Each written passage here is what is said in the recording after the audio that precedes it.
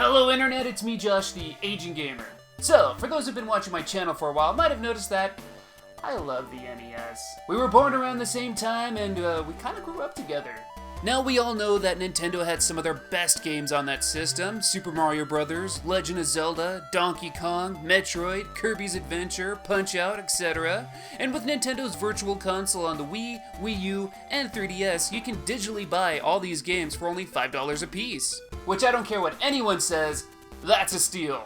And when you ask someone to list awesome non-Nintendo franchise games for the system, they'll likely say something along the lines of Castlevania, Mega Man, Contra, Adventure Island, Pac-Man, Bomberman, Ninja Gaiden, Bubble Bobble, Final Fantasy, Double Dragon, Battletoads. There's just so many. And there's also a lot of games based off popular intellectual properties that were great, like Batman, DuckTales, Chip 'n Dale Rescue Rangers, Ninja Turtles, Darkwing Duck, and Nightmare on Elm Street. But because of so many games being released all throughout its lifetime, and also due to the lack of advertising and awareness, there's a lot of great NES games that I don't hear too many people talk about. The system had like over 800 games, licensed and unlicensed, so it's really easy to overlook any game. Well, I compiled a list of my top 10 underrated NES games. You won't even find these on any of Nintendo's virtual consoles. If you're an NES collector, you might have heard or played some of these before, but if not, well, these are gonna be new to you. So, without further ado,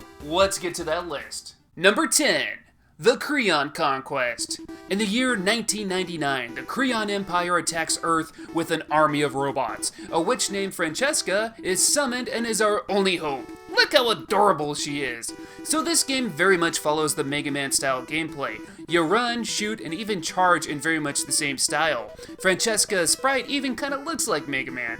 A pretty neat feature of this game is the different abilities you can choose at any time. Press start and you can select from normal, fire, freeze, ball, shield, and broom. Normal is your standard weapon, freeze lets you freeze enemies in place, ball lets you ricochet your blast to hit sneaky enemies, shield gives you, a shield, and broom helps you get around some tricky areas, and fire summons a phoenix to kill all enemies on screen. But it takes a bit of life to use. The game has fair gameplay, cute sprite work, and some rockin' music. Though one thing to note is the difficulty. Due to the popularity of difficult NES games back in the late 80s, you only get 3 lives and there's no continues. This game will take a lot of patience, but it's otherwise a great game. If you're somehow able to play the Famicom version, just know that this one has continues as well as cutscenes that were removed in the US version. Number 9. Rockin Cats. In this game, you take control of rising young jazz cat Willie. In cartoon fashion, you are put into several different scenarios where you have to rescue your girlfriend Jill from big bad crime boss Muggsy. You can select any of the first 4 levels to play in any order, and once those are completed, you can play the 5th and final stage. While this game looks like your standard platformer, Willie has a punch gun that can punch enemies and grapple onto certain platforms. You can even swing around. Whoa! What makes this fun is its charm. A blue cartoon jazz cat with a punch gun riding a skateboard? That's pretty awesome. The different scenarios are neat, and you can even use the coins that you collect throughout levels to buy power-ups and play bonus levels. It's got quite a lot to offer for an NES game. Number 8. Kabuki Quantum Fighter. It's the year 2056, and a virus has corrupted Earth's main defense computer. Scott O'Connor volunteers to an experiment that will transfer his brain into raw binary code, where he will enter into the computer world to destroy the virus. Once inside, his body forms the image of his ancestor, a Kabuki actor. A ridiculous story, but in the 90s, it just kinda worked. This game is a side-scrolling platformer where you'll use your hair as a form of attack.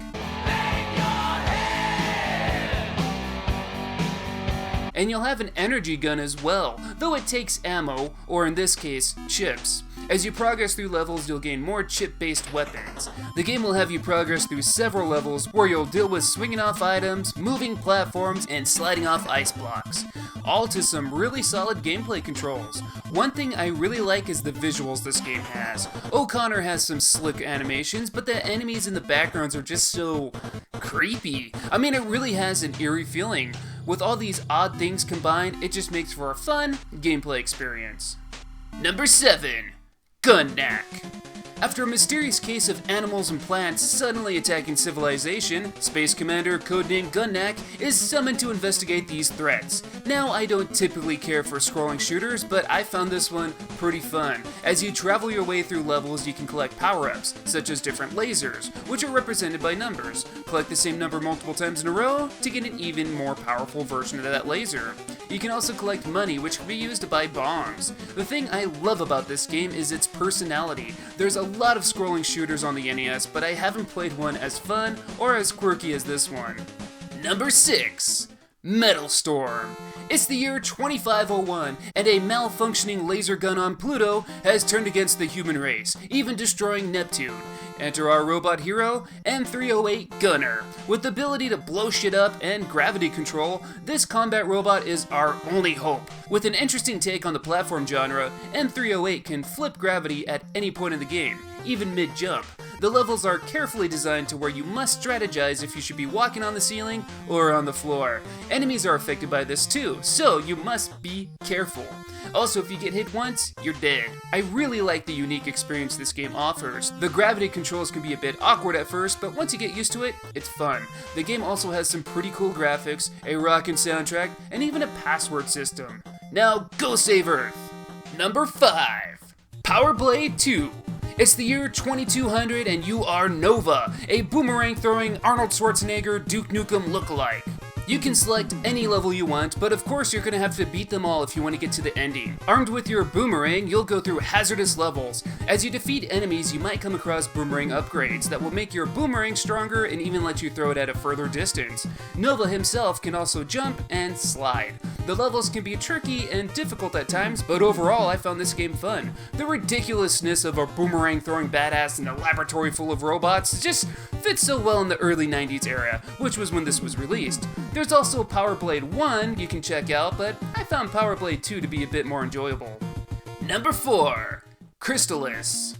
October 1st, 1997. The end day. War destroys civilization, the Earth's axis shifts, and all the creatures have mutated. Those who survived decided to live in the sky while the monsters took over the world. 100 years later, Josh emerges. Or whatever you named your character. Apparently, with a big leg tumor, you're gonna slash your way to victory and stop the evil Emperor Dragon from taking over what's left of the world. This action RPG adventure still holds up pretty well, and honestly, I thought this should have been included on the NES Classic Edition. The cutscenes are beautiful, the music fits, and the gameplay just works. You'll attack enemies with your weapon, gaining experience points and money at the same time, and you'll run around performing tasks and getting new weapons and magic. I very much recommend this game. If you have trouble finding it though, you might have better luck looking for the Game Boy Color remake. Number 3. Toki. The evil Bashtar has captured your naked girlfriend Miho and has turned you into an ape! What a dick move. Now as a spit-shooting ape, you, Toki, must risk a perilous journey to save your girlfriend and become a man again. Though, let's be honest, Toki doesn't look too upset, does he? Based on an arcade title of the same name, this is an action platformer where you can spit in several directions to take down enemies. You'll climb and jump around stages, even swim underwater later on, in this fun, charming title. While Toki is pretty weak and doesn't take much to kill him, the game has pretty responsive controls, so it all comes down to skills if you want to beat it.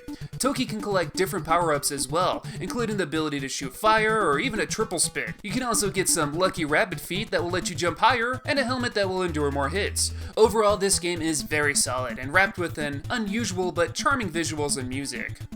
Number 2. Shatterhand.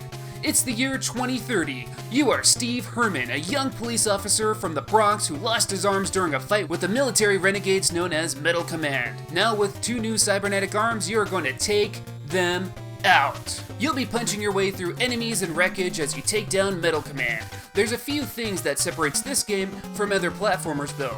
First off is the robotic pieces you'll find through levels. Find 3 pieces and you'll get yourself a little robot buddy. Each robot piece has a different Greek symbol, and depending on what order you collect them, you'll get a different robot partner, with there being a possibility of 8 different ones. You can even punch the pieces to get the piece you want. Watch out though, because if your robot takes too many hits, it will be destroyed. Throughout the game, you also collect money. You can use this in various locations to increase your strength, refill your health, or even get extra lives. Shatterhand has a lot of personality and offers a unique and fair challenge. Now before I get to my final pick, here is an honorable mention. Mr. Gimmick.